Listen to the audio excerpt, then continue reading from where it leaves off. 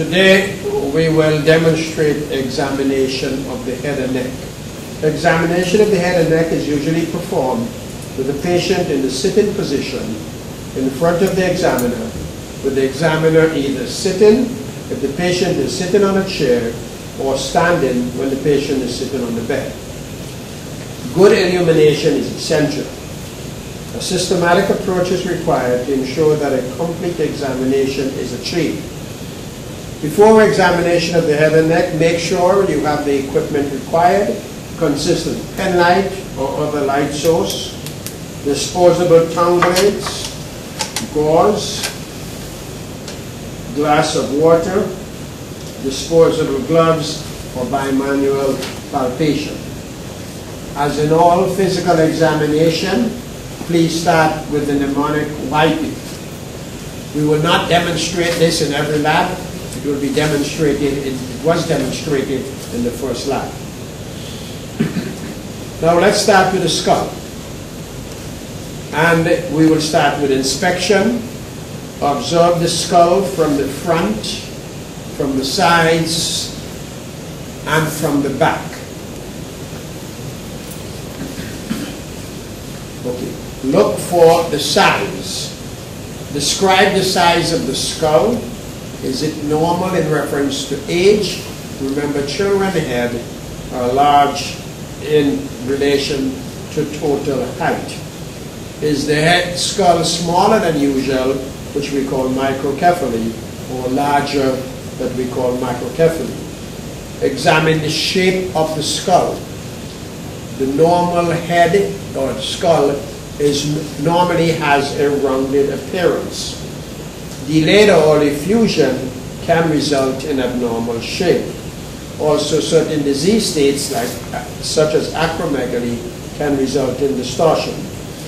Look for symmetry. Is there a symmetry of size and shape between the right and left side?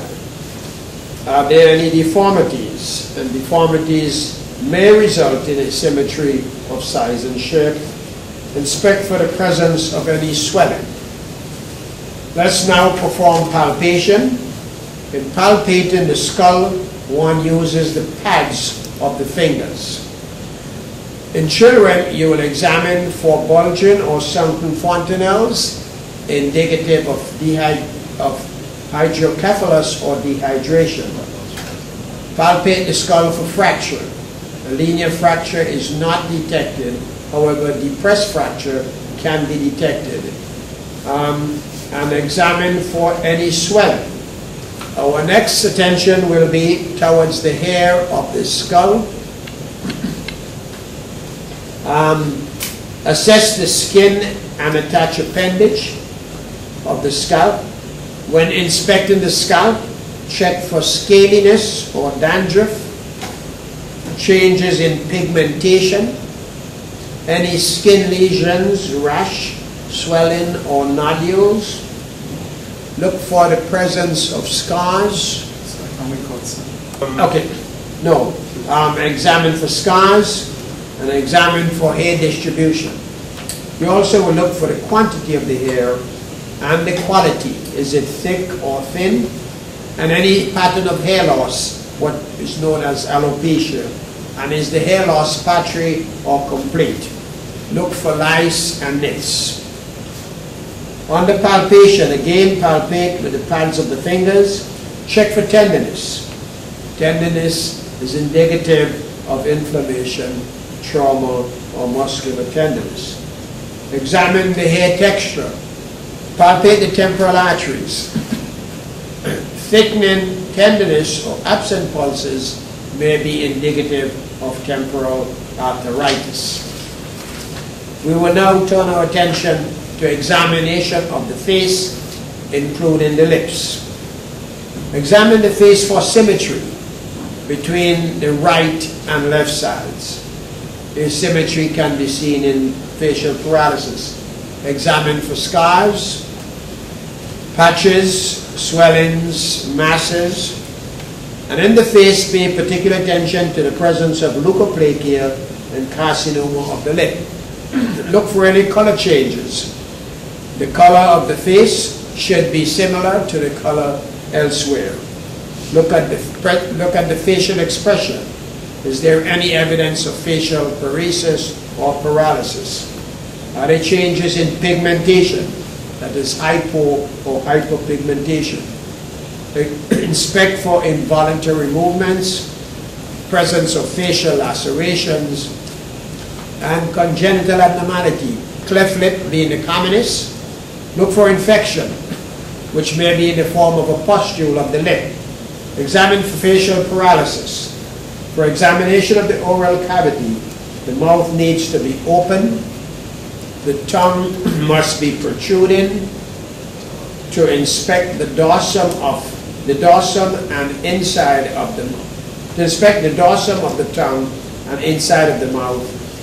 An examination of the inside of the mouth, the tongue should be inside, relaxed, and depressed slightly with the tongue blade to examine the posterior oral cavity. The cheeks must be retracted with tongue blades to visualize the buccal mucosa and the opening of the parotid gland on each side. Any abnormalities noted on inspection should be palpated with a gloved hand. Examination of the lip. Ask female patients to remove any lipstick and examine the lips by inspection and palpation. First, look at the vermilion border. This should be smooth and pliable. Look for the presence of actinic damage. This will be manifested as atrophy with erythema or leukoplakia with marked thickening. Look for the presence of angular cheilitis, which is really cracking and maceration of the corner of the mouth. Look for the presence of cleft lip, as mentioned before. Swelling, which may be due to allergy, trauma. Look for any mass or induration. And observe the patient with the mouth closed and while smiling. This will detect any defect of CN, cranial nerve 7. Palpate. With the gloved hands, palpate for surface irregularities not visible to the eye. Palpate for submucosal nodules and palpate areas of redness, induration, or the presence of any growth. After completing the lip, our attention now will be the labial mucosa. The color of the labial mucosa is traditionally described as salmon pink. However, there are usually different degrees of pigmentation proportional to pigmentation of the skin.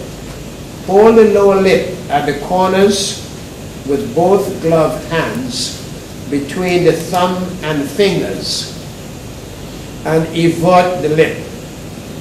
The mucosa should be smooth, soft, and well lubricated by its minor salivary glands. Inspect the surface for color, nodules, ulceration, and thickening. The upper lip can be examined using the same technique for the lower lip. Palpate with the gloved hands, upper and lower lip, with 2 fingers from commissure to commissure to detect submucosal lesions and to determine the consistency of any abnormalities observed on inspection. Examination now of the buccal mucosa. Examine the buccal mucosa by having the patient open the mouth, followed by stretching, which is retraction of the buccal mucosa with a tongue blade. Good lighting is essential. Look for color, the presence of inflammation or redness. Examine for Koplik spots, which may indicate measles. Look for patches and areas of thickening, such as leukoplakia. Look for ulceration, surface nodules, ectopic sebaceous glands. Examine for the orifice of Stenson's duct. This can be seen as a small, pinkish, punctate soft tissue mass on the buccal mucosa opposite the second molar tooth. Look for the presence of vesicular erosive disease involving the buccal mucosa. Palpate the parotid gland and for the presence of any submucosal lesion. Examine the gum or gingiva and teeth. Examination is best done with the mouth partially closed and the lips retracted with the tongue depressed. Observe the gums for color, erythema, bleeding, ulceration, infection, hypertrophy, which may be secondary to drugs such as phenytoin. Look for the presence of periodontitis, which may manifest itself as swelling, inflammation, bleeding, and pus. This is a common cause for halitosis. Examine the gums for atrophy, gingival recession, and mucocutaneous disease. Palpate the gums for areas of enlargement. Observe the teeth, the number and position. Remember the dental formula in adult human is 2 incisor, 1 canine, 2 premolar, and 3 molar. This number changes from childhood to adult. Look for any missing teeth, known as anodontia. Look for any supernumerary teeth. Look for any congenital abnormalities, such as Hutchinson incisor, related to congenital syphilis. Look for any transverse ridges due to temporary arrest in tooth development as seen in malnutrition. Look for dental plaques and calculus, discoloration, which may be due to antibiotics such as tetracycline or tobacco staining. Check for the evidence of dental abscess. Look for decay, and look for any evidence of malocclusion. Palpate the teeth for tenderness and looseness. We now turn our attention to the tongue. Identify the normal anatomic landmarks of the tongue, and that include the terminal sulcus, the median sulcus, foramen cecum, and lingular frenulum. Frenulum. Right, frenulum. Okay, examine the dorsum of the tongue by having the patient protrude the tongue, attempting to touch the chin with the tip of the tongue. The dorsal surface is covered by a thick mucosa supporting the filiform papilla. To observe the lateral borders, hold the tip of the tongue with a 2x2 gauze with the gloved hand. Extend the tongue and rotate it laterally on each side. Rotate it laterally on each side. The lateral borders of the tongue have fewer taste buds and are more erythematous than the dorsum. Observe from the front to the back and note vertical corrugations becoming more prominent as you move towards the back.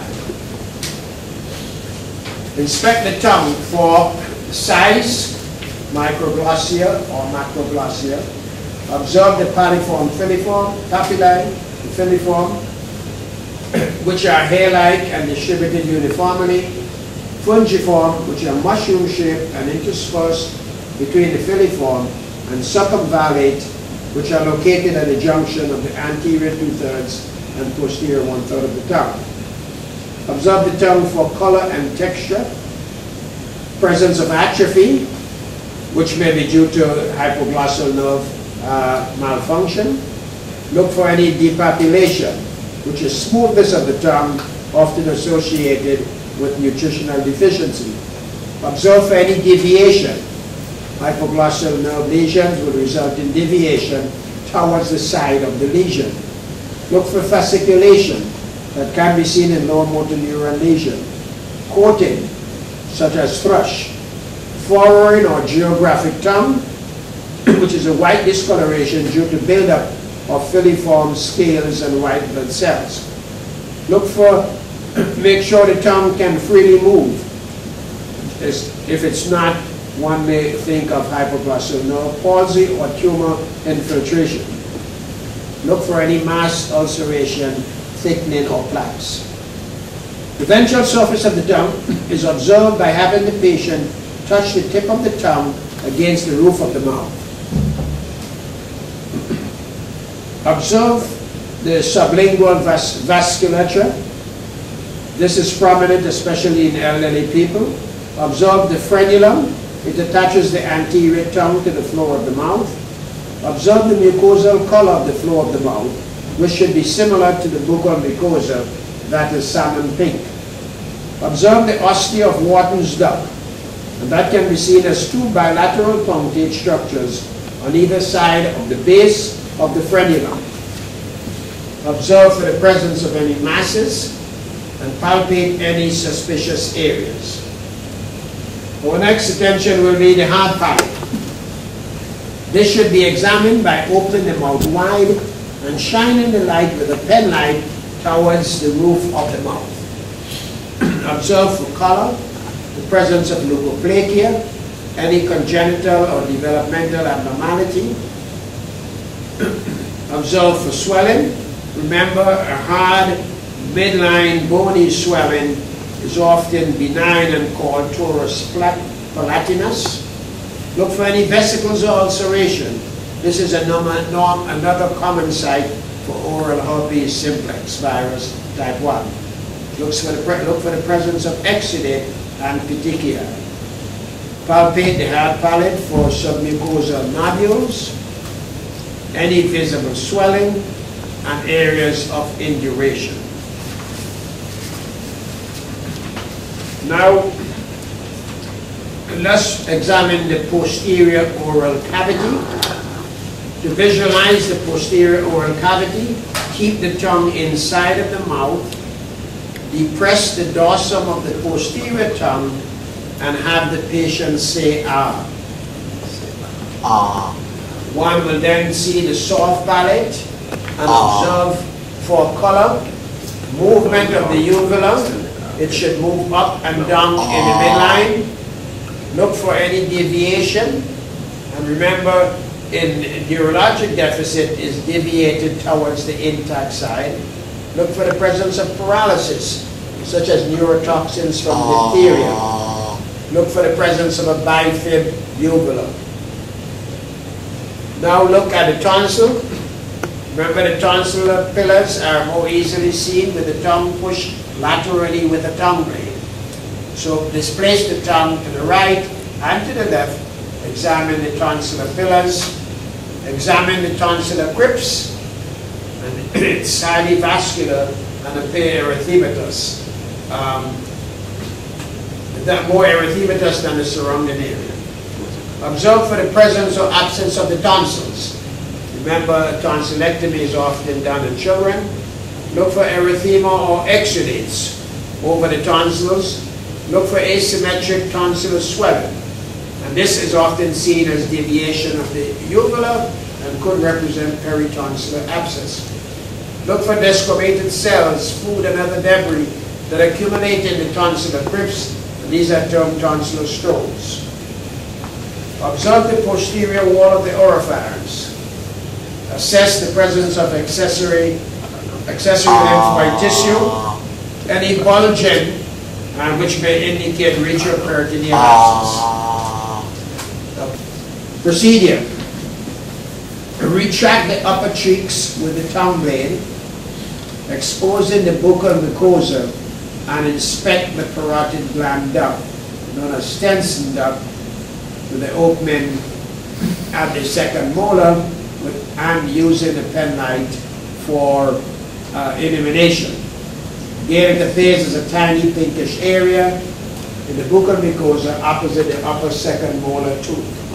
Using the tip of the tongue, one may feel the papilla. Let us again demonstrate finding the parotid duct. Place the index finger at the lower border of the zygomatic arch and then pointed towards the upper lip. The duct passes along the lower border of the finger and ends at the tip of the finger. Have the patient clench the teeth, thus tensing the masseter muscle. Roll your finger about 1 finger's breadth below the zygomatic arch at the anterior border of the masseter muscle. The duct of the parotid gland can be palpated. That way, it will be felt as a cord rolling underneath your finger. The parotid gland itself is difficult to palpate unless enlarged. Palpation of the parotid gland is best done from behind. From behind, place your finger in the area in front of the tragus and below the labule of the ear, checking for enlargement, induration, tenderness, or the presence of stones. The parotid duct can be massaged and observe any secretions coming from inside the mouth. Okay, let us demonstrate the examination, the bimanual examination of the submandibular gland again. The examiner's right index finger is placed underneath the tongue. The left thumb and index finger are pushing the cheeks inwards. This prevents the person from biting you. And the middle finger is placed under the anterior mandible. The gland is felt as a soft mass between the body of the mandible and the mylohyoid muscle. The mylohyoid muscle may be tensed by forcing the tip of the tongue against the upper incisor teeth. Observe the duct and palpate for the presence of stones. In examination of the neck, one must be familiar with the boundaries of the anterior and posterior triangles. The neck should be in slight extension during examination. Observe from the front for any tugging of the trachea, which may indicate an aortic aneurysm. Inspect and palpate for tracheal alignment or deviation. To palpate for tracheal deviation, place the middle finger of the right hand over the center line of the trachea above the suprasternal notch. Place the index and ring fingers of the same hand on either side of the trachea. Note the width of the space between the lateral fingers and the sternocleidomastoid muscle on either side. This should be the same. Observe for fullness at the base of the neck. Inspect the neck for scars, masses, webbing, excess skin folds, shortness, and asymmetry. Note any distension of the jugular veins and prominence of carotid pulsation. Palpate any lesion, swelling, or masses noted. Also palpate for tenderness over the area of the thyroid gland. In the thyroid gland, we have to both examine the gland and look for any evidence of hypo or hypothyroidism. In hypothyroidism, examine the eyes for lid retraction, lid lag, ophthalmoplegia of extraocular muscle, chemosis, exophthalmos, and proptosis. With the patient sitting on a chair, the examiner looking from above, observe if whether the eyeball is visible beyond the plane, the vertical plane of the supraorbital ridge. Under normal circumstances, it should not be visible. Next, examine the hands for any temperature increase, palmar erythema, increased sweating, any soft tissue swelling of the fingers, and any separation of the nail plate from the underlying tissue, known as oncholysis.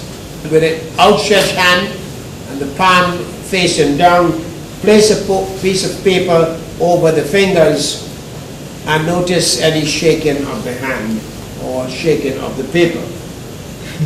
Okay. Next, examine the pulse for evidence of tachycardia or atrial fibrillation. Examine the skin for the presence of vitiligo. Is it warm, moist, and smooth? Examine for pretibial myxedema. This usually appears as plaques or nodules on the lateral and anterior aspect of the leg or at sites of previous trauma. Pretibial myxedema usually appears as plaques or nodules on the lateral and anterior aspect of the legs. They're often bilateral but asymmetric. The blood pressure is usually checked for systolic hypertension and muscle weakness checked for. In hypothyroidism, the eyes may demonstrate periorbital edema, and there may be loss of lateral 1/3 of the eyebrow. There is delayed relaxation phase of the deep tendon reflex.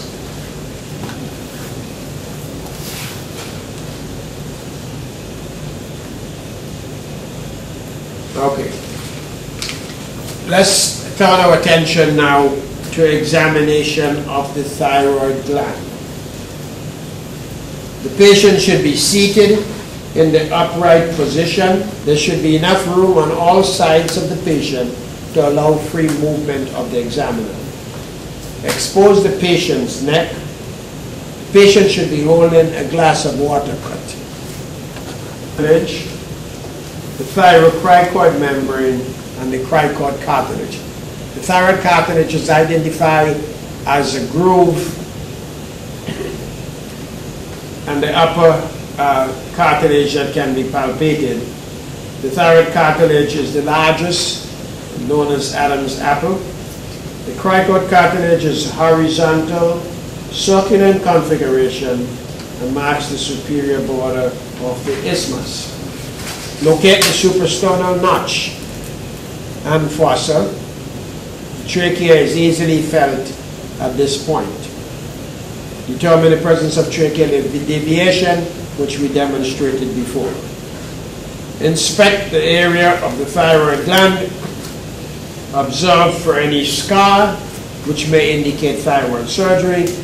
Fullness over the thyroid region.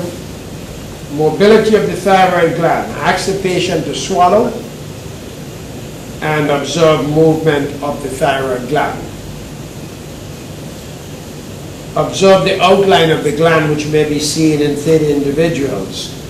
Observe for any abnormal enlargement or asymmetry of the thyroid. Observe for any abnormal pulsation. Let us palpate the thyroid gland. The thyroid can be palpated from the front and from the back. For purpose of this lab, we will teach palpation from behind. Give the patient a cup of water.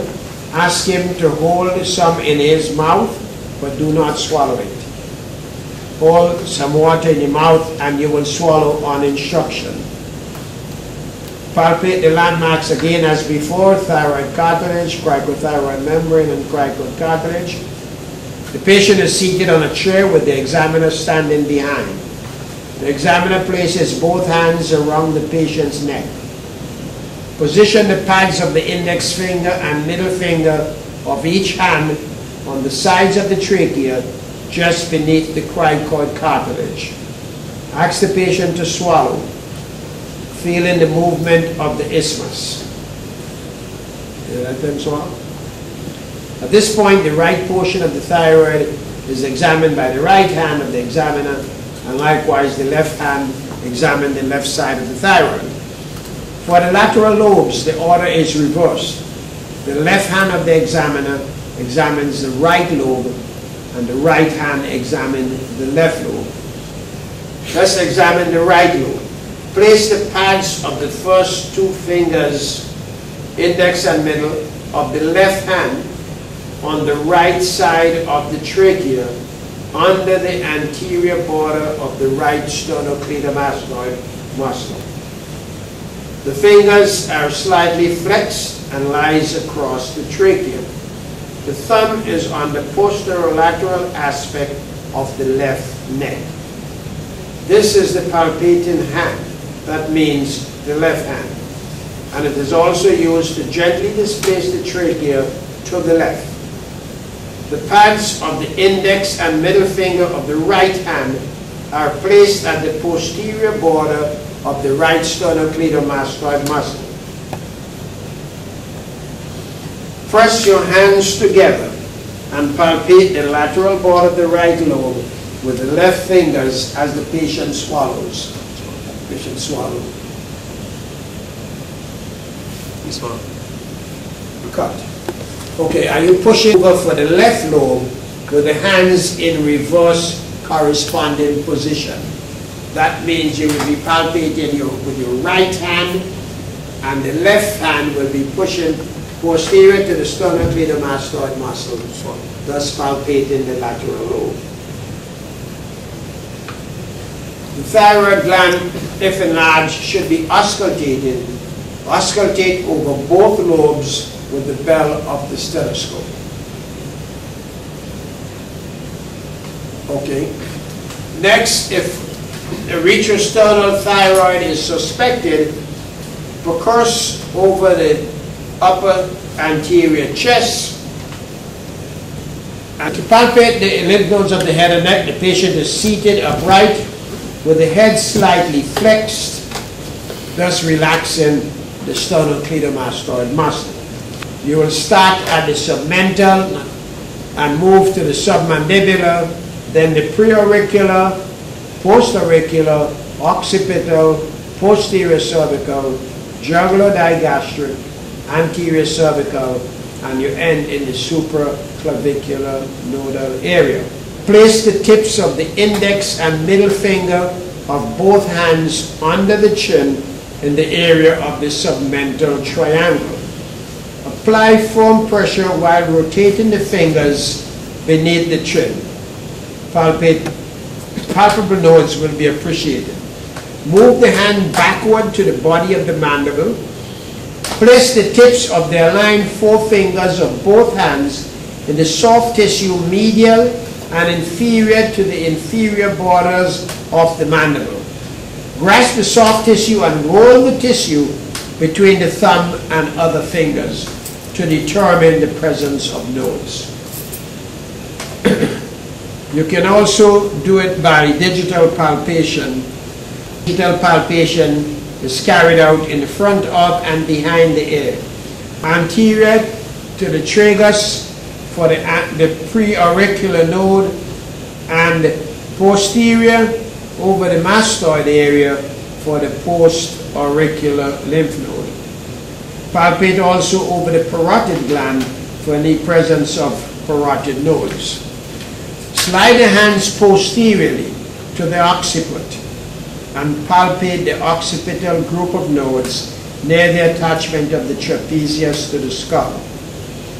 Slide the hands down and forward to the posterior triangles.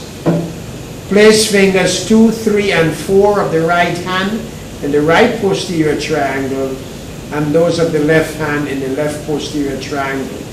Examine with the pads of the fingers in a circular motion, starting from the apex of the triangle and moving to the base. Slide the hands forward to the angle of the mandible. Palpate with deep pressure in the soft tissues just posterior and inferior to the angle of the mandible using the tips of the index and middle fingers. This is the location of the jugular digastric or tonsillar node. This is the most superior of the deep cervical node. The superficial group of anterior cervical lymph nodes is then evaluated. Palpate over the superficial surface of both sternocleidomastoid muscles simultaneously along the course of the external jugular veins. Apply firm pressure while rotating the pads of the index, middle, and ring fingers. Next, palpate the deep cervical lymph nodes, which are located deep to the sternocleidomastoid muscle. Inform the patient that this procedure might cause a little discomfort. Have the patient flex the neck forwards. Hook the fingers under the anterior border of the sternocleidomastoid muscle. Move the muscle laterally and palpate deep to the sternocleidomastoid muscle for the deep group of nodes. Next, move to the supraclavicular group of nodes. These are located in the supraclavicular triangle. This is the hollow noted behind and above the medial clavicle at the junction of the clavicle and posterior border of the sternocleidomastoid muscle. Examination can be done from the front or back. Have the patient relax with the arms by the side. Curl your fingers over the clavicle and insert the tips of the index, middle, and ring finger in the hollow behind the medial clavicle. Have the patient perform the Valsalva maneuver, and this will bring the supraclavicular node closer to the examining finger. Palpate from medial to lateral.